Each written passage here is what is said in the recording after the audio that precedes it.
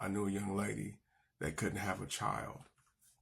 And God had me to do this before, but the first time he had me to pray for somebody that couldn't have a kid, and he told me to tell him to dedicate that baby to him, and he's going to give him a child, but to pray for him. And, I got an invitation that child is graduating from high school this year, and she plays the cello.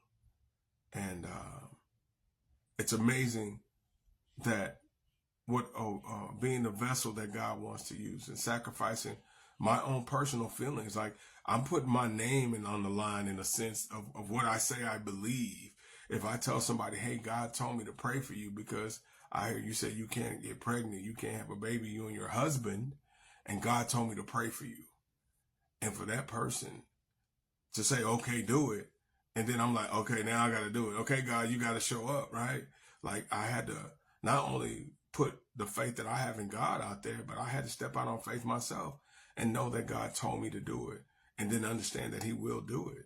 And to see and get invited to the graduation from high school, and then she plays the cello and she's getting accepted to these Ivy League schools, man, it's like, what purpose is that purpose for that life that God wants in the earth?